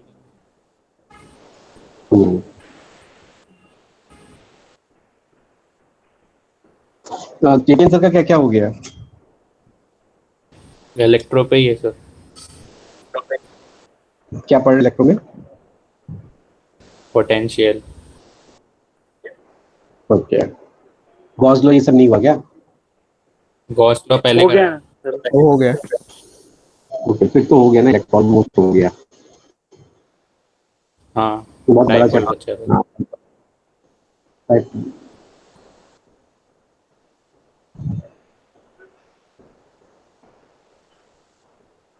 हाँ सर लिख लिया ये। हो गया। हाँ अब सर। नया चैप्टर स्टार्ट नहीं करूंगा, 10 मिनट ही बचे। नेक्स्ट चैप्टर वैसे कराना क्या है? इलास्टिसिटी ना।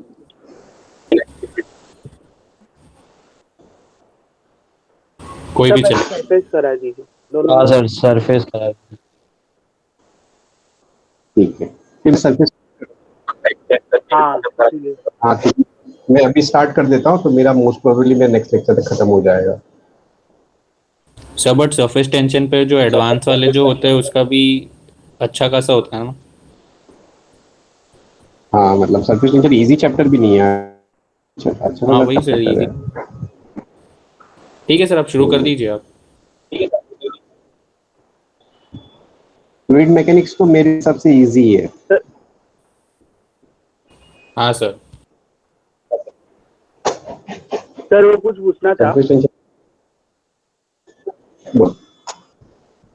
सर वो प्रेशर गेज कभी भी दिया, मतलब हम लोग का जो भी प्रेशर है उसका और एटमॉस्फेरिक प्रेशर का डिफरेंस होता है ना वो। कौन सा? प्रेशर गेज हाँ हाँ कभी भी हम हाँ लोग को सही बोल क्वेश्चन में दिखा। रहे हो।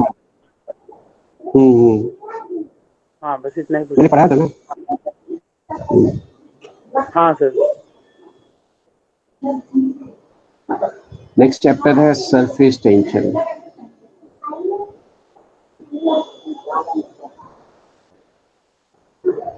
सरफेस टेंशन में क्या होता है कि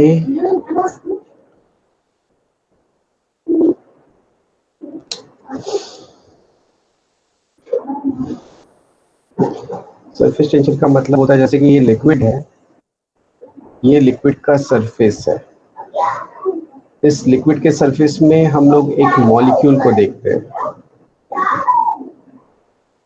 इस मॉलिक्यूल को इसके आसपास वाले मॉलिक्यूल क्या करेंगे?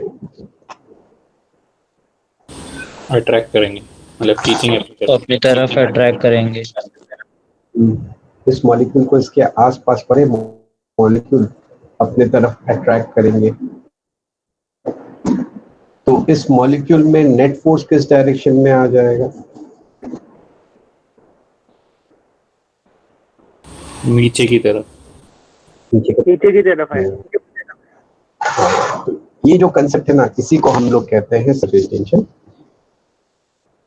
इस ऐसे सारे क्या होते हैं कि जो सरफेस में मॉलिक्यूल होते हैं ना, उस पे फोर्स आ जाता है, नेट फोर्स आ जाता है। अंदर के मॉलिक्यूल पे ऐसा नहीं होता है।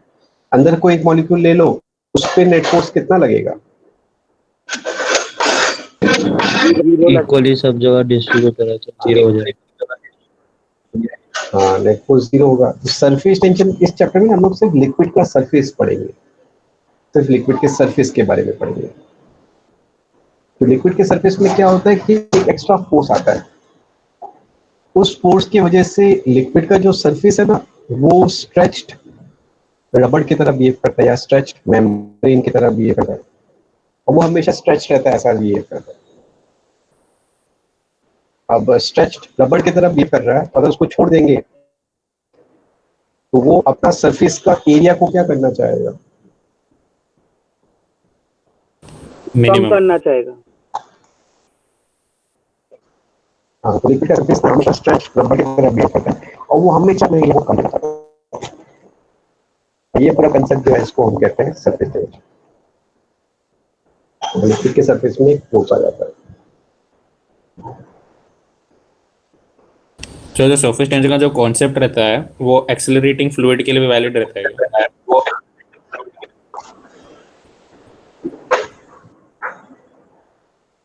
नहीं, वैलिड तो मोस्ट प्रोबेबली, देखो ये मुझे भी नहीं पता कितना अच्छे से, बट वैलिड नहीं होगा, वहां पे भी सरफेस टेंशन तो लगेगा ही। हाँ, बट हम लोग मतलब कैलकुलेट कर कभी सकते पूछते हैं भी क्या नहीं सर, वैसा पूछ रहा हूँ। नहीं, कैलकुलेट मोस्ट प्रोबेबली नहीं कर सकोगे, आज तक कभी पूछते ही नहीं है। जेई लेवल में मैंने कभी क्वेश्चन नहीं देखा जिसमें एक्सीलरेटिंग फील्ड में सरफेस टेंशन का क्वेश्चन पूछा। अच्छा ठीक है सर। अगर तुमको कहीं मिला तो मुझे भेजना, मैं सॉल्व करके ट्राई करूंगा। हाँ सर।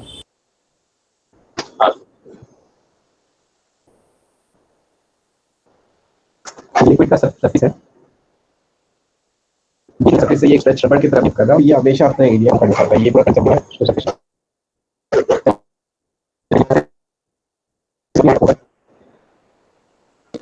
सर सुनाई नहीं दे रहा उसको हम है कहते हैं कुछ। Surface tension. सर आवाज ठीक से नहीं आ रही। सरफेस टेंशन की वजह से लिक्विड के सरफेस में एक एक्स्ट्रा फोर्स आ जाता है, वो एक कंसेप्ट है सरफेस टेंशन। अब ना, यहाँ पे अगर मैं लिक्विड का सरफेस को ऊपर से देखूंगा तो मुझे पूरा सरफेस दिखाई देगा। ये मेरा लिक्विड का सरफेस है। इस सरफेस में एक लाइन ड्रॉ कर देता हूँ, इमेजिनरी अपने मन से एक लाइन ड्रॉ किया जिसका लेंथ मान लेते हैं कि एल है। इस लाइन के लेफ्ट में जो लिक्विड है, वो इस लाइन के राइट वाले लिक्विड पे फोर्स किस डायरेक्शन में लगाएगा? इस लाइन के लेफ्ट वाले लिक्विड इस लाइन के राइट वाले लिक्विड पे फोर्स किस डायरेक्शन में लगाएगा? लेफ्ट की तरफ खींचेगा उसको। हाँ, खींचेगा। अब ये जो फोर्स है डिवाइडेड बाय ये जो लाइन का लेंथ है, ये फोर्स पर यूनिट लेंथ को मैथमेटिकली हम लोग कहते हैं कि सरफेस टेंशन। ये सरफेस टेंशन का बेसिक फॉर्मूला है।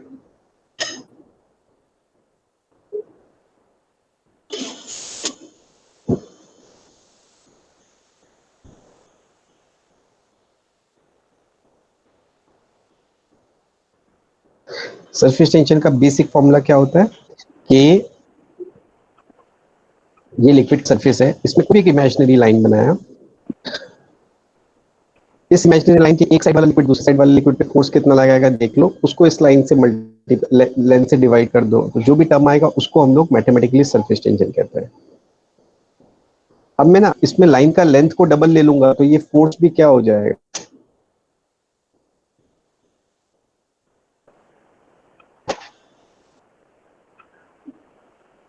लाइन का लेंथ को मैं डबल ले फोर्स भी लूंगा तो डबल हो ये जाएगा। फोर्स क्या होगा?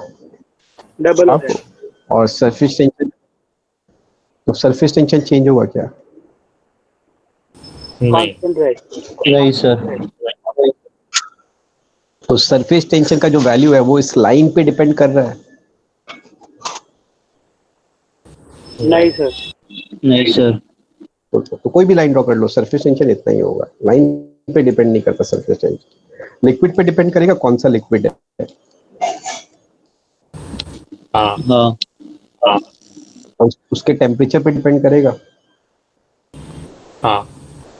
हाँ। तो सरफेस टेंशन का वैल्यू लिक्विड, उसके टेम्परेचर, ये सब चीजों पे डिपेंड करता है, लाइन पे डिपेंड नहीं करता। कोई भी लाइन ड्रॉ करो, सरफेस टेंशन देता है। बोलो।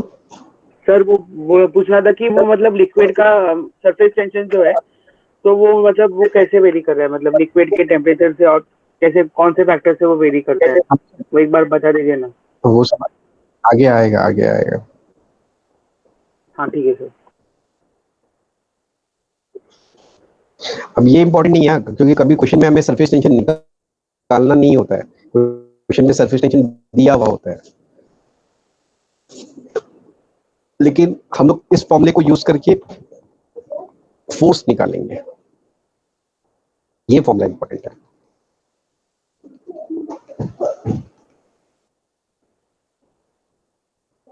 तो ये सबसे इंपॉर्टेंट कंसेप्ट है इस चैप्टर का, सारा मतलब ये बेसिक कंसेप्ट है, बाकी सब इससे यूज होकर डिराइव होता है।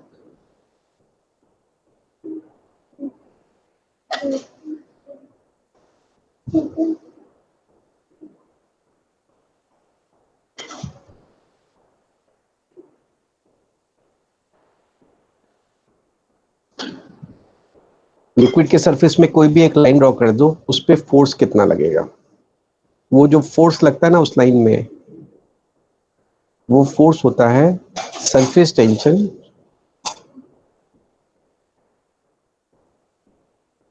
Into length of the line.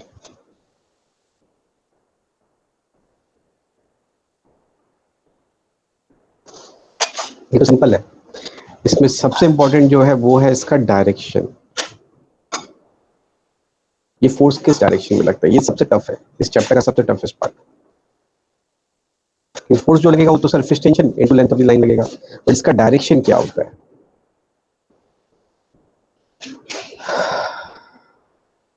पुल। अब ये फोर्स का डायरेक्शन पुल होता है, बट पुल तो बहुत तरीके से होता है, पुल और पुल होता है, सही है, और क्या होता है, अट्रैक्टिव। लाइन से कैसा होता है, हाँ पुल और अट्रैक्टिव एक ही बात है, लाइन से कितना एंगल बनाता परपेंडिकुलर है, होता लाइन से परपेंडिकुलर होता है, लाइन से परपेंडिकुलर तो बाहर की तरफ भी हो सकता है,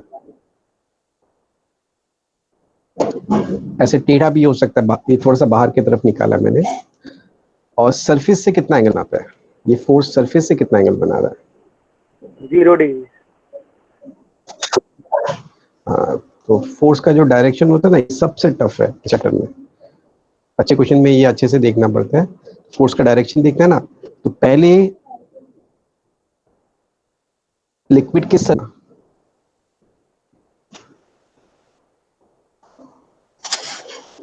फोर्स को हमेशा लिक्विड के सरफेस के अलोंग रखना, फिर उसके बाद लाइन के परपेंडिकुलर रखना, फिर उसके बाद पुल करा देना, पुल या फिर अट्रैक्टिव कुछ भी बोल देना। फोर्स का डायरेक्शन रखना है तो लिक्विड के सरफेस के अलोंग रखना पहले, और लिक्विड के सरफेस के अलोंग ही रखना, और लाइन के भी परपेंडिकुलर रखना, और पुल भी करवाना, ये सबसे टफ है। लिक्विड के सरफेस के अलोंग भी रखना है, पहले लिक्विड के सरफेस के अलोंग, फिर लाइन के परपेंडिकुलर भी, और पुल।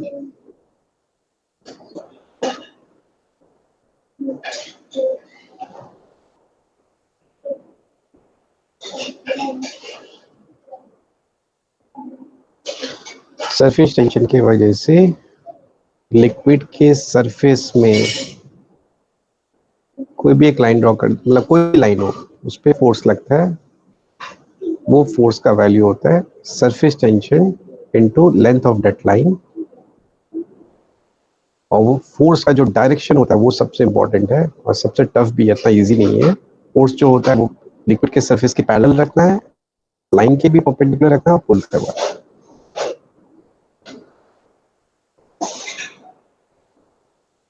किसी को कोई डाउट है?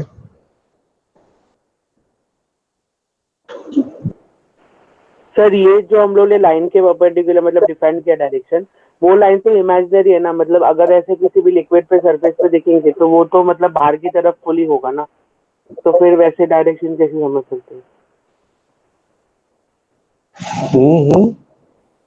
सर मैं बोल रहा क्वेश्चन था करेंगे तो और समझ में आएगा, अभी एक क्वेश्चन कराता हूँ मेरे को, मैं एक क्वेश्चन करा देता हूँ, फिर तुम बोल लेना।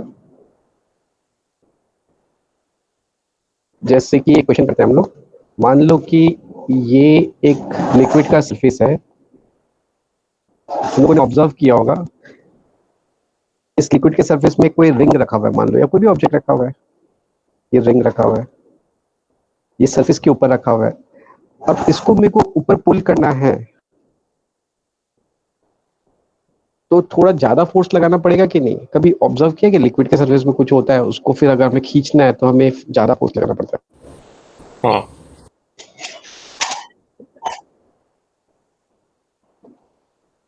हाँ, ज्यादा फोर्स लगाना पड़ता है। क्यों? सरफेस टेंशन की वजह से। होगा क्या कि जब मैं ये रिंग को पुल करूंगा ना बाहर की तरफ,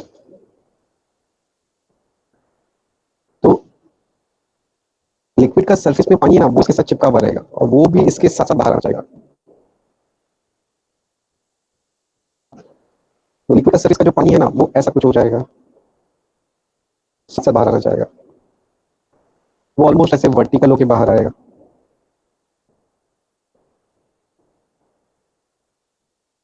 जब मैं इसको पुल करूंगा, इस रिंग का मास को नेग्लिजिबल मान लो।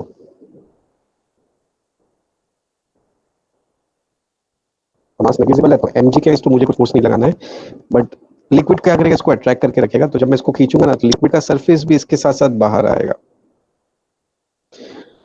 और वो इसको रखेगा, तो फिर वो उसके ऊपर फोर्स लगाएगा, तो मुझे भी बाहर निकालने के लिए एक्स्ट्रा फोर्स लगाना पड़ेगा। अब जब मैं बाहर निकालूंगा, लिक्विड का सरफेस ऐसे वर्टिकल तक इसके साथ साथ जाएगा। इस रिंग का रेडियस मान लेते क्या आ रहा है, तो निकालना है कि हम कितना फोर्स लगाए ताकि ये रिंग बाहर निकल जाए। सरफेस टेंशन इनटू 4 पाया। क्वेश्चन ये है। हाँ, वेरी गुड। सर बट इसमें मेरे को ना ये डाउट था ये जो रिंग है, ये लिक्विड सर कि हम लोगों ने एक सेकंड देखो, तीनों ये जो रिंग है, एक सेकंड ठीक है एक सेकंड, ये जो रिंग है, ये लिक्विड के सरफेस में रखा हुआ है, मास नेग्लिजिबल है, रेडियस इतना है, सरफेस टेंशन इतना है। इस रिंग को लिक्विड के सरफेस से बाहर निकालने के लिए कितना फोर्स लगाना है, ये निकालना है। ट्राई करो तुम लोग, तुम बोलो क्या डाउट है। सर ये जो हमने रिंग में देखा तो उस पे दो अलग अलग उस पे लग रहा था। तो जब हम लोगों ने ये तीनों चीजें लिखी along the surface perpendicular to the line और ये पुल वाला, तो वो अब इसमें मतलब समझ नहीं आ रहा मुझे वो डायरेक्शन हमने, ये तो समझ आया कि नीचे लग रहा है, बट वो तीनों चीजें जो लिखी वो इसमें कैसे क्या है ऐसा। देखो यहाँ पे लिक्विड का सरफेस ऐसे तक साथ में जाएगा, तो ये फोर्स जो लग रहा है, ये अलोंग द सरफेस है कि नहीं? सर कौन सा सरफेस, रिंग का कि इसका? लिक्विड का लिक्विड का सरफेस। हाँ सर, तो फिर उसके अलोंग है। और लाइन के परपेंडिकुलर है कि नहीं? रिंग जो लाइन है इसके परपेंडिकुलर है कि नहीं? हाँ हाँ, उसके भी परपेंडिकुलर है और हाँ पुल फोर्स भी। हाँ ठीक है सर, समझ कुछ गया। भी है। तो ये तीनों साथ में मतलब एक डायरेक्शन देगा ना हम लोग को सरफेस टेंशन का? ठीक हाँ सर, यही पूछ हाँ रहा था हाँ मैं हाँ, सरफेस के अलोंग कि है लाइन। तीनों साथ में होके तभी वही डायरेक्शन देगा क्या फिर मतलब सब अलग अलग है चीज? हाँ हाँ हाँ, नहीं, तीनों को साथ में होना पड़ेगा।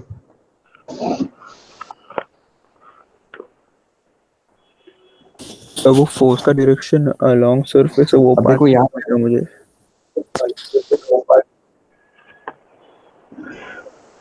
पे हम लोग सिस्टम ना रिंग को मानेंगे। जब रिंग को मानेंगे तो रिंग को लिक्विड का सरफेस देखो टच कर रहा है। कहाँ कहाँ टच कर रहा है? ये सब जगह पे टच कर रहा है।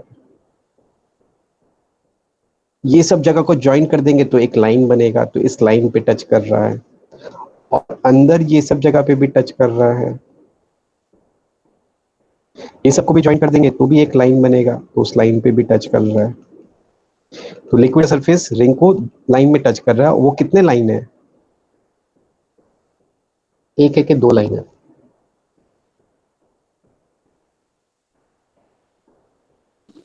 दो है ना सर? कितने लाइन है? लिक्विड का सरफेस रिंग टच कर रहा है, सारे पॉइंट को ज्वाइन कर दो, लाइन बनेगा। वैसे कितने लाइन बन रहे हैं? इनफाइनाइट। दो लाइन बन रहा है। नहीं, लाइन तो दो ही बन रहा है ना, एक तो ये आउटर वाला लाइन और एक इनर वाला लाइन। हाँ सर, और कहीं टच कर रहा है क्या? लिक्विड का सरफेस रिंग को इस दो लाइन में ही टच कर रहा है, तो इस दोनों लाइन में सरफेस टेंशन वाला फोर्स लगेगा। ये फोर्स कौन लगा रहा है? लिक्विड लगा है। ये फोर्स कौन लगा रहा है? लिक्विड का सरफेस लगा रहा है। किस पे लगा रहा है? रिंग पे। लिक्विड का सरफेस लगा रहा है, रिंग पे लगा रहा है, और ये फोर्स देखो मैंने सरफेस के भी अलोंग रखा है, लाइन के भी परपेंडिकुलर रखा है और पुल भी करवाया, और ये फोर्स हो जाएगा surface tension into length of the line. Line का लेंथ हो जाएगा 2πr। बट ऐसा दो लाइन है, एक बाहर वाला लाइन और एक अंदर वाला लाइन, दोनों में फोर्स लगेगा, दोनों पे सेम फोर्स लगेगा, surface tension into length of the line.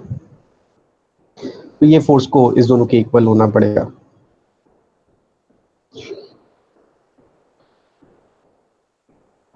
किसी को कोई डाउट है तो पूछ लो।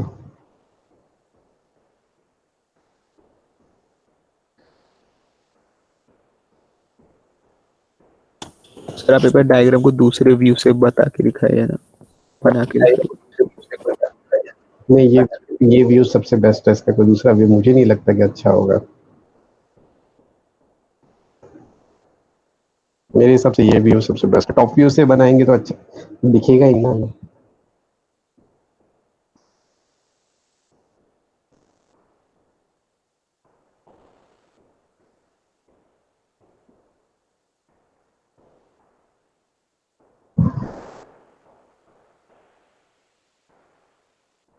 ठीक है, हाँ, इसका एक सिंपल एग्जांपल कर लेते हैं।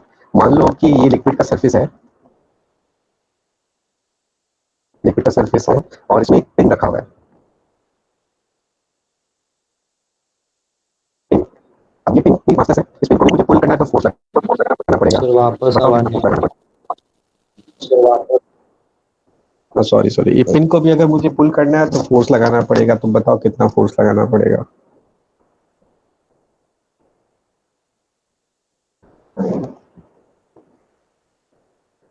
सर क्वेश्चन क्या है? क्वेश्चन वापस रिपीट करो, अच्छे से सुनो। ये लिक्विड का सरफेस है, इस पे एक पिन रखा हुआ है, पतला सा पिन,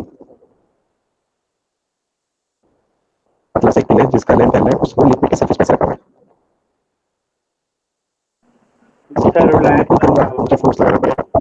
T/2L होगा। वो फोर्स कितना लगाना पड़ेगा?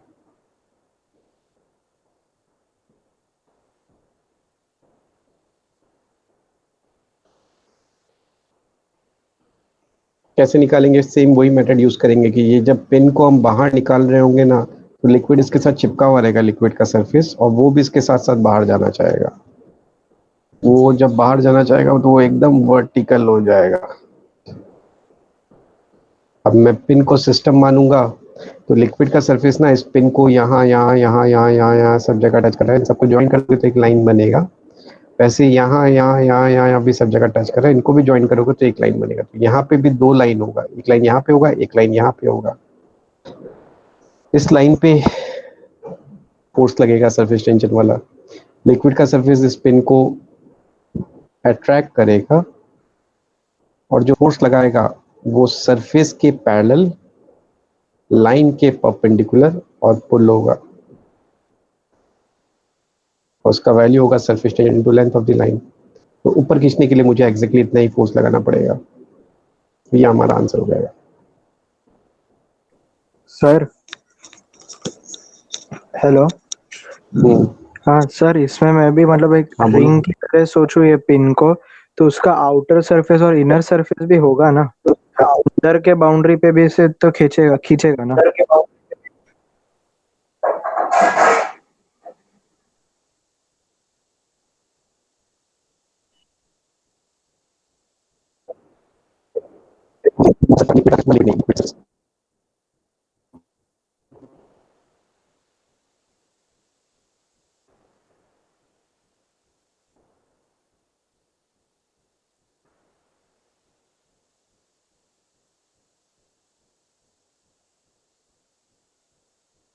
सर कुछ सुनाई नहीं दे रहा, क्या बोल रहे हो? सर आपका आवाज ये नहीं आ पिन को हाँ, ये पिन को लिक्विड का सरफेस ये सब जगह टच कर रहा है। यहाँ पे टच कर रहा है क्या?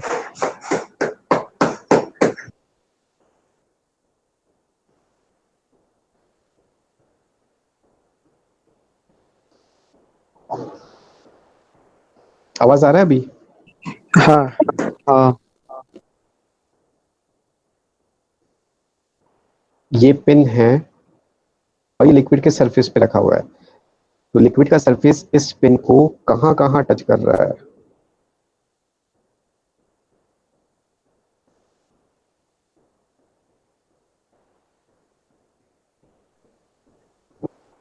यहाँ पे टच कर रहा है क्या?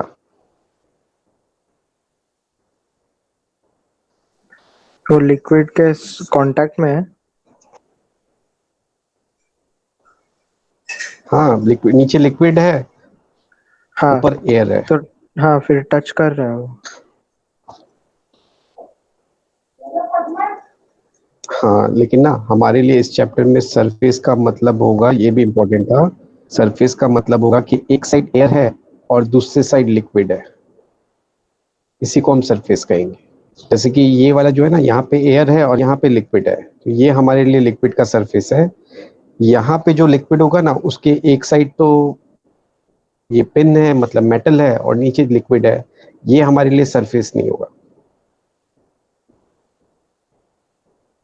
अच्छा हाँ समझा। सरफेस का मतलब एक साइड, हाँ हाँ तो सर हमारा सरफेस सिर्फ यहाँ पे टच, ये सरफेस, ये सब नहीं लेंगे हम, ये सब जगह टच कर रहा है और कहीं नहीं टच कर रहा है।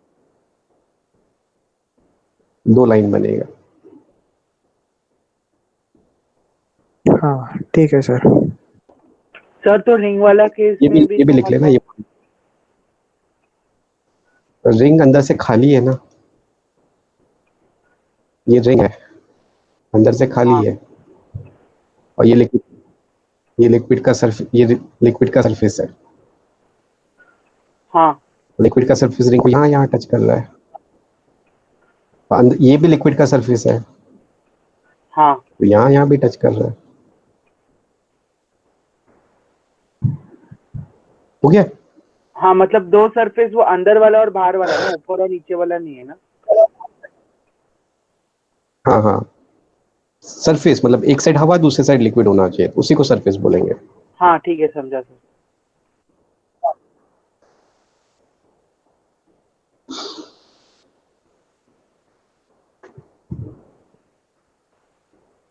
अब देखो, मैं तो ये करा दूंगा, स्पीड मैकेनिक्स भी करा दूंगा, सरफेस टेंशन भी करा दूंगा, लेकिन जब तक आप लोग शीट नहीं सॉल्व करोगे, उसका किया हुआ कोई फायदा नहीं होगा। मेंस में क्वेश्चन भी आएगा तो आप लोगों से सॉल्व नहीं हो पाएगा जब तक आप लोग प्रैक्टिस नहीं करोगे।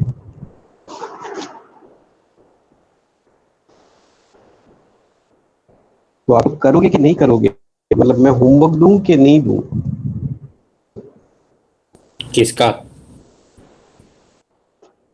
फ्लूइड मैकेनिक्स का, क्योंकि मेरे ख्याल से अभी इतना गैप में तुम लोगों ने, इतना बड़ा अभी लास्ट वीक ऑलमोस्ट 7-8 डेज का गैप था, उसमें भी अब मुझे लग नहीं रहा कि आज कोई होमवर्क करके लाया। तो मैं दे देता हूं अपनी तरफ से, मेरा सजेशन है कर लेना, छोटा चैप्टर है और एक क्वेश्चन तो मिल ही जाएगा। फ्लूइड मैकेनिक्स का कम से कम एक्सरसाइज 1 तो कर लो, ठीक है? हाँ सर। ओके, चलो बाय। सर आप नेक्स्ट क्लास में खत्म करने वाले हैं ना सरफेस टेंशन भी, मतलब?